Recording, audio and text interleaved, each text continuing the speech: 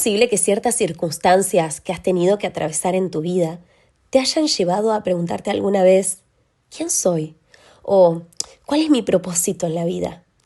En su libro Victoria sobre la oscuridad, Neil Anderson plantea un ejemplo de cómo respondemos muchas veces a esta pregunta. Él escribe, ¿quién eres? En mi caso debería responder, soy Rocío. No, ese es tu nombre. ¿Quién eres? Soy profesora de inglés. No, esa es tu profesión. ¿Quién eres? Soy argentina. No, esa es tu nacionalidad o el país donde vives. ¿Quién eres? Soy mujer. No, ese es tu género. Y así las preguntas podrían continuar y continuar. Entonces, hoy te pregunto a ti, ¿sabes lo que dice la Biblia sobre quién eres y cuál es el propósito en la vida? Esta pregunta se podría responder de diferentes maneras, dependiendo del espejo en el cual te mires. El espejo de la cultura tiene una respuesta que dice, digas lo que digas, tú eres lo que haces. También puede añadir, eres el centro del mundo y libre de pensar y hacer lo que tus sentimientos dicten. El espejo de los que están a tu alrededor también ofrece una respuesta. Tu familia, por ejemplo, puede decirte que eres alguien de valor solo cuando obtienes una buena formación profesional o cuando logras casarte o cuando... El otro espejo puede ser uno propio y que pienses, haría cualquier cosa para que alguien me mire, pero no soy tan bonita. Me siento un fracaso, no hago nada bien, no soy digna de ser amada por nadie, no valgo la pena. De la misma manera podrías seguir observándote en otros espejos y cada uno te brindaría una respuesta distinta, basada en opiniones subjetivas y por lo tanto falsa. Tu verdadera identidad y propósito en la vida han sido definidos por tu Creador. Es mi oración, querida hermana, que este mensaje de Dios te traiga hoy la verdadera paz, el verdadero gozo y plenitud a tu vida. En el libro de Génesis, Moisés escribe al pueblo de Israel, un pueblo que Dios había liberado de la esclavitud egipcia. Moisés les escribe para que conozcan sus orígenes y sepan quién es Dios y cuáles eran los buenos propósitos que tenía para ellos. Es así que en Génesis capítulo 2 encontraremos 3 principios fundamentales sobre la identidad y el propósito del ser humano. El primero de esos principios es que fuimos hechas a imagen de Dios. Imágenes de Dios. El primer versículo de la Biblia afirma que con solo unas palabras Dios creó los cielos y la tierra. Sin embargo, había un problema. Al principio, el mundo era un caos, desordenado y vacío, pero Dios resolvió este caos creando un mundo de belleza y declarando que era bueno. A diferencia de los animales y las plantas, Dios creó al ser humano a su imagen y semejanza. ¿Y cómo lo sabemos? Nos lo cuenta el primer poema de la Biblia. Génesis 1, 26 y 27 dice así: Hagamos al hombre a nuestra imagen y semejanza. Creó pues Dios al hombre a imagen suya. A imagen de Dios lo creó. Varón y hembra los creó. Y los bendijo Dios. Es Dios quien declara que el ser humano ha sido creado a su imagen y semejanza. Por lo tanto, el valor, la dignidad y el honor del ser humano están fundamentados en este hecho. ¡Qué regalo tan extraordinario! ¿Has reflexionado sobre esto? Nuestro valor no está determinado por lo que seamos capaces de producir o nuestros logros, ni por nuestra inteligencia, habilidades artísticas o físicas, ni tampoco por nuestra cuenta bancaria, ni por lo que los demás piensan de nosotras. No, tu dignidad, tu valor y tu honor se basan en el hecho de que fuiste creada a imagen de Dios. Por eso, permíteme preguntarte, ¿encuentras tu dignidad en las mentiras de la sociedad que dicen que debes ser una mujer empoderada para demostrar que tienes valor? ¿O la encuentras en lo que dice la palabra de Dios? Hermana, Dios quiere darte vida abundante. Ahora te invito a explorar nuestro texto de hoy. Génesis 2 nos ofrece una descripción más minuciosa de cómo Dios formó al ser humano. Tierra más aliento divino. Es importante aclarar que el ser humano no es igual a Dios y nunca podrá serlo, ya que Dios nunca fue creado. Leemos en Génesis 2:7. Luego el Señor Dios formó al hombre del polvo de la tierra, sopló aliento de vida en la nariz del hombre y el hombre se convirtió en un ser viviente. Podemos ver aquí que el Señor formó al hombre con la habilidad del mejor artista y escultor que jamás haya existido. Utilizó barro como materia prima, es decir, lo creó del polvo de la tierra. Parte de nuestra identidad es que tenemos un cuerpo. Dios nos dio 5 sentidos para disfrutar de la vida. ¿Cuándo fue la última vez que te detuviste y agradeciste a Dios por tu maravilloso cuerpo? Por el regalo de la vista, el oído, el olfato, el gusto y el tacto. ¿Valoramos nuestro cuerpo? ¿Lo cuidamos? ¿Lo alimentamos bien? ¿Descansamos lo suficiente? ¿Hacemos ejercicio? En lo personal, entre la atención que demanda mi hogar, los niños, las actividades, el trabajo, el ministerio en la iglesia, paso días corriendo de un lado para otro y muchas veces he descuidado mi cuerpo, mi salud y descanso. Tener un cuerpo también significa que tú y yo somos limitadas y dependientes en cuanto a nuestras necesidades, como la respiración y la alimentación, para poder seguir viviendo. Entendemos que siempre ha sido parte del plan de Dios, que seamos seres dependientes de Él cada día, o nos creemos autosuficientes. Nuestro cuerpo es un don de Dios y apunta hacia nuestro Creador. En el primer poema que leí de Génesis 1, también se menciona que varón y hembra los creó, es decir, con 2 géneros o cuerpos diferentes, uno masculino y otro femenino. Más adelante exploraremos cómo y por qué, pero déjame decirte ya que como mujer, Dios quiere darte vida abundante. Dios no solo formó al ser humano a partir de la tierra que había creado, sino que hizo algo muy especial que lo distingue de toda la creación. Sopló su propio aliento de vida en su nariz y así el hombre se convirtió en un ser viviente. ¿Te has puesto a pensar en el privilegio que significa que Dios sopló su aliento de vida en nosotras? Esto nos hace muy especiales para Él.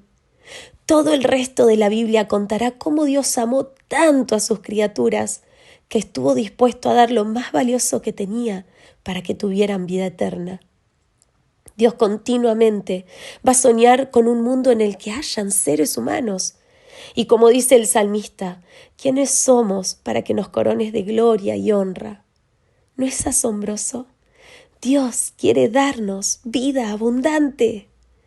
Pero no solo dio al ser humano un cuerpo y su aliento divino, sino que también lo puso en un lugar físico para poder florecer.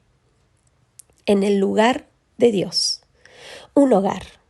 Génesis 2 dice así: Después, el Señor Dios plantó un huerto en Edén, en el oriente, y allí puso al hombre que había formado. Dios puso a Adán en una tierra descrita como paradisíaca, el jardín de Edén. La expresión allí puso al hombre, en otra versión, se traduce como lo hizo descansar. Esta expresión lleva consigo una sensación no solo de descanso, sino también de propósito. Como leímos en Razón de Ser, deducimos que, en el cumplimiento de su propósito, el hombre debía encontrar descanso y seguridad en su Creador. Se pretendía que fuera un descanso y una seguridad que no se podían obtener en ningún otro lugar.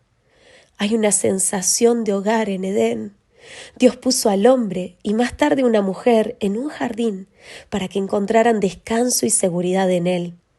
La intención de Dios era que juntos, como familia, encontraran satisfacción bajo el cuidado de Dios.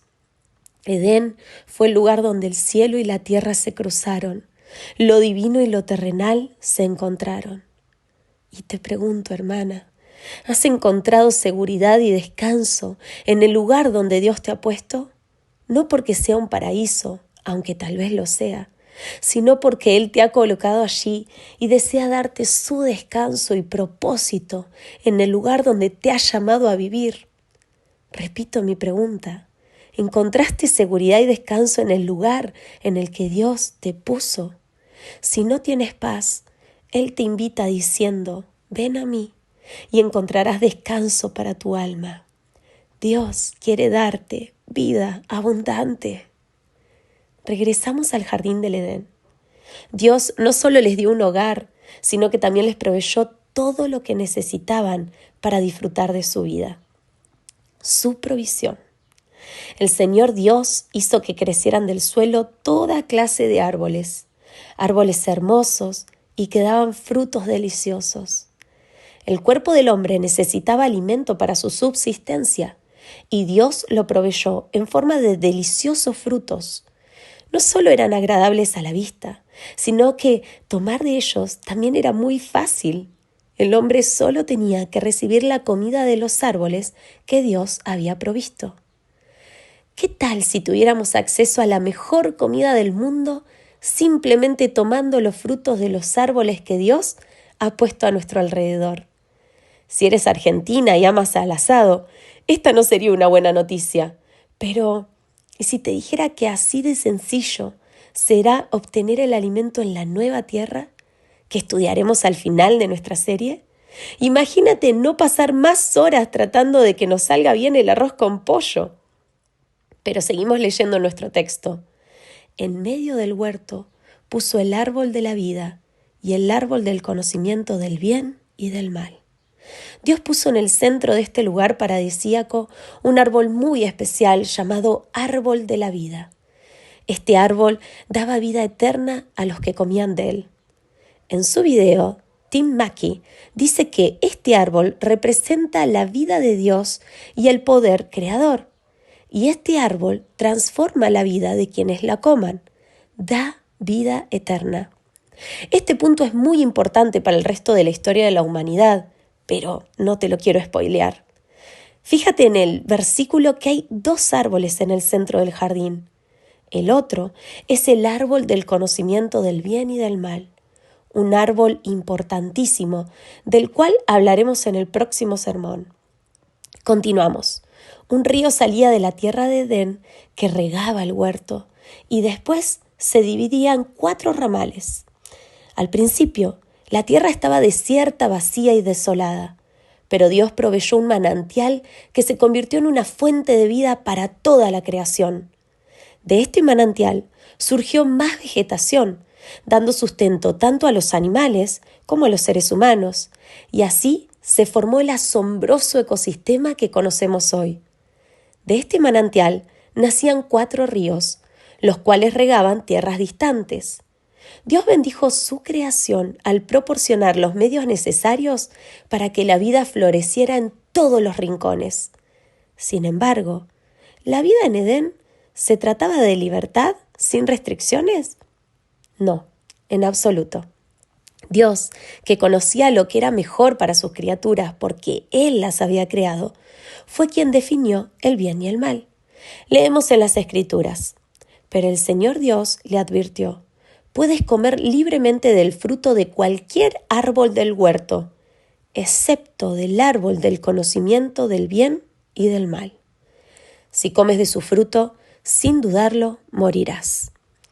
Con muchos sí, hubo un solo no.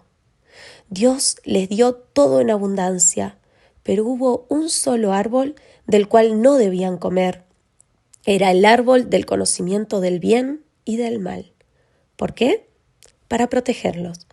Lo veremos en nuestra próxima sesión. Hoy intentan hacernos creer que la verdadera libertad está en la ausencia de límites. Sé libre de todas las reglas que la sociedad u otra persona te quieren imponer y serás feliz. Pero es mentira. La historia demostró que el peor enemigo del hombre es él mismo, sus propios criterios. La verdadera libertad se encuentra únicamente cuando se vive dentro de los límites que Dios ha establecido para el ser humano. ¿Por qué? Porque Dios es bueno. En Él no hay oscuridad. y conoce lo que es mejor para sus criaturas. Dios quiere darte vida abundante. No solo el Creador bondadoso regaló una identidad grandiosa al ser humano, sino que también le puso en un lugar paradisíaco para que florezca y disfrute de la presencia del Señor en su medio. Vivir en la presencia del Señor. Trabajo y misión. Si pensabas que el trabajo fue consecuencia de la caída, tengo una noticia para ti. El trabajo ha estado en el plan de Dios desde el principio. Forma parte de su propósito para el ser humano. Dios te creó con habilidades únicas y desea que descubras tu vocación. Veamos qué dice la Biblia sobre esto. Génesis 2:15 dice: El Señor Dios puso al hombre en el jardín del Edén para que se ocupara de él y lo custodiara. Las palabras ocupara y custodiara son las mismas que más adelante en la narrativa bíblica se utilizarán para describir el trabajo de los sacerdotes en el tabernáculo y en el templo. Esto nos indica claramente que Adán estaba en un lugar sagrado. Su trabajo de cultivar y cuidar el jardín, realizado en la presencia del Señor, era un acto de adoración. Así, el ser humano tenía un propósito de expandir este paraíso de Dios, o podríamos decir, su reino, a todas las extremidades de la tierra. ¿De qué manera ves tu trabajo? ¿Como un acto de adoración o simplemente como una forma de ganarte la vida? ¿Sabías que Dios quiere usarte en tu trabajo para extender su reino a través de ti? ¿Cómo te ven tus compañeros de trabajo? ¿Como una luz?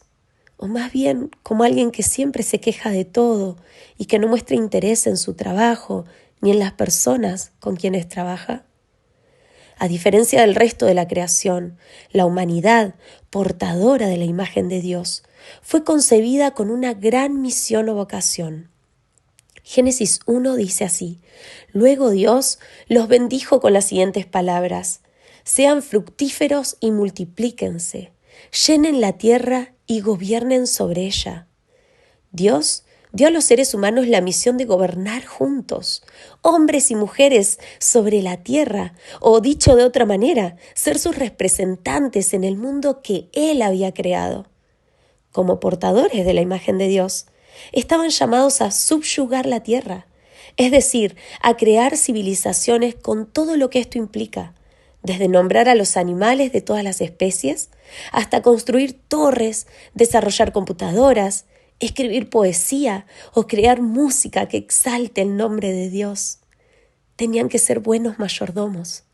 No eran los dueños, sino solo los administradores, utilizando y administrando con justicia todos los recursos para llevar la creación a algo más allá, a algo mejor. Fíjense lo que dice nuestro texto. Génesis 2 dice así: Entonces el Señor Dios formó de la tierra todos los animales salvajes y todas las aves del cielo. Los puso frente al hombre para ver cómo los llamaría, y el hombre escogió un nombre para cada una de ellas. Puso nombre a todos los animales domésticos, a todas las aves del cielo y a todos los animales salvajes. El primer humano empezó con su rol de nombrar a los animales de todas las especies. Pero hubo un problema, y Dios brindará la solución. Después, el Señor Dios dijo: No es bueno que el hombre esté solo. Haré una ayuda ideal para él. ¿Cuál fue el problema? En este hermoso lugar no había nadie de la especie o categoría de Adán con quien él pudiera relacionarse y disfrutar de todas las bendiciones recibidas. Adán necesitaba una ayuda ideal, mejor traducido por ayuda a su medida. O sea, una compañera igual a él en dignidad y valor. Y Dios provee una persona similar a él, de la misma categoría, pero diferente a la vez, con otro cuerpo. ¿Para qué? Para poder florecer juntos. ¿Recuerdas lo que Dios les dijo en su primer mandato? Multiplíquense y llenen la tierra. La misión divina del hombre y de la mujer era llenar la tierra con otros portadores de la imagen de Dios. Es decir, crear sociedades piadosas, ¡Qué grandiosa misión! Miremos más de cerca cómo Dios soluciona este problema del hombre. En el versículo 21 dice así: Entonces el Señor Dios hizo que el hombre cayera en un profundo sueño. Mientras el hombre dormía, el Señor Dios le sacó una de sus costillas y cerró la abertura. Entonces el Señor Dios hizo de la costilla a una mujer y la presentó al hombre. ¿Por qué Dios hizo que Adán cayera en un sueño profundo? Porque de esta manera impidió que sea el hombre quien busque una solución a su problema. Dios es quien proveyó la persona ideal en el cuerpo de una mujer. La expresión costilla se traduce mejor como de su costado, de su lado. Y la expresión ayuda idónea se usa en el resto de la Biblia solo para designar a Dios como nuestro ayudador. ¡Wow! ¡Qué privilegio ser mujer! Dios quiere darnos vida abundante. Sigo leyendo. Al fin, exclamó el hombre, esta es hueso de mis huesos y carne de mi carne. Ella será llamada mujer porque fue tomada del hombre. El ser humano tuvo la oportunidad de ser la imagen de Dios, plural y que se sirve mutuamente, y así reflejar al Creador. También podía cumplir el mandato de la creación de multiplicarse a través de la unión física del hombre con la mujer, la única unión capaz de crear vida. ¿Sabías que tu género es un diseño perfecto de Dios? Fuimos pensadas, diseñadas y amadas por el Creador. ¿Lo crees? ¿Disfrutas de tu género? ¿O crees las mentiras que la cultura quiere imponer cuando intenta borrar las diferencias entre el hombre y la mujer, haciéndonos creer que no existe el género masculino y femenino? No solo la Biblia afirma lo contrario, sino que la naturaleza y la genética lo demuestran. Por ejemplo, solo las mujeres pueden ser portadoras de vida. Somos mucho más que seres que menstruan, como afirma la nueva agenda sobre géneros. Somos diferentes al género masculino en muchas cosas, y esto es bueno. Dios nos hizo para complementar a los hombres, para que la sociedad sea mejor, con personas diferentes, pero unidas a la vez. A esto apunta la vida eterna. Entonces, ¿importa nuestro género? Sí, definitivamente. Es un regalo de Dios. No creas la mentira de que no eres tan importante como los hombres. ¿Cómo te sientes con respecto a tu género? ¿Lo abrazas como un don de Dios y lo vives en plenitud? Recuerda, amiga, Dios quiere darte vida abundante. Pero hay más. En el versículo 24 dice así: Esto explica por qué el hombre deja a su padre y a su madre y se une a su esposa, y los dos se convierten en uno solo. Aquí las palabras dejar y unirse son términos de un pacto. Lleva la idea de dejar lazos anteriores, en este caso los lazos biológicos, para aferrarse por el resto de la vida a una nueva relación, unirse a alguien diferente que no pertenece a su familia. Además, el hombre y la mujer debían experimentar unidad, no solo sexual, sino también espiritual, viviendo cada uno en la presencia del Señor, bajo su guía y encontrando plenitud al tener a Dios en sus vidas. También debían experimentar la unidad, complementándose gracias a sus diferencias. Unidos, sus vidas serán más satisfactorias y plenas. La clave para la unidad es creer en lo que dice la Biblia sobre nuestro género y abrazarlo. Por eso te pregunto, ¿abrazas el diseño de Dios al haberte creado como mujer? ¿O compites por ocupar un lugar y un diseño que no fueron pensados para ti? ¿Te acuerdas del primer poema que hablaba de unidad en la diversidad? Génesis 1, 26 y 27. Hagamos al hombre a nuestra imagen y semejanza. A imagen de Dios los creó, varón y hembra los creó, y los bendijo Dios. La intención al repetir la palabra imagen es acentuar la última parte, varón y hembra los creó. El género masculino, El hombre y el género femenino, la mujer, reflejarían la imagen de Dios juntos. Dos seres diferentes y unidos a la vez reflejan la imagen de Dios. Observa la expresión que acompaña al primer verbo del versículo. Hagamos a nuestra. Dios mismo hizo referencia a un Dios que vive en comunidad, donde cada persona de esa comunidad sirve al otro. El creciente individualismo de nuestra sociedad ha traído muchos problemas relacionados con la soledad, como la depresión, que lleva a algunos incluso a quitarse la vida. Los seres humanos estamos hechos para relacionarnos. Encontramos satisfacción y propósito al conectar con otros y al servir a los demás. Fuimos diseñados para vivir en armonía con personas diferentes a nosotros. ¿Cómo estás sirviendo en tu comunidad? Dios quiere darte vida abundante. Pero concluimos con un último punto, y el más importante. Dios no solo dio al hombre una misión y una compañera, sino que también le regaló lo más grande, su presencia. Vivir en su presencia. Un poco más adelante en la historia de Edén, se nos dice que el Señor Dios caminaba por el huerto. Literalmente, el Señor estaba con los seres humanos disfrutando de este lugar paradisíaco. Y te pregunto, ¿disfrutas del regalo de la presencia de Dios? Él te hizo para que disfrutes de su persona. Quiere relacionarse contigo. Es el primer interesado en darse a conocer. Además se nos dice en Génesis 2:25, ahora bien, el hombre y su esposa estaban desnudos, pero no sentían vergüenza. El Edén era un lugar de transparencia, confianza y seguridad, donde los humanos no tenían nada que esconder de Dios y se relacionaban en total honestidad, confianza y honra, tanto con Él como entre ellos. Termino con una pregunta. ¿Entiendes tu identidad y propósito en este mundo? Eres imagen de Dios y tienes como propósito reflejarlo. La respuesta a quién soy no la encuentras dentro de ti misma. Debes mirar la palabra de Dios y abrazar su diseño. Encontrarás allí propósito, paz, descanso para tu alma. Pídele a Dios que cambie tu mente, que te ayude a creer en el valor y la dignidad que Él te da y que te ayude a reflejar su imagen en casa, en el trabajo y a donde vayas. También Dios te dice que Él te dio un cuerpo de mujer.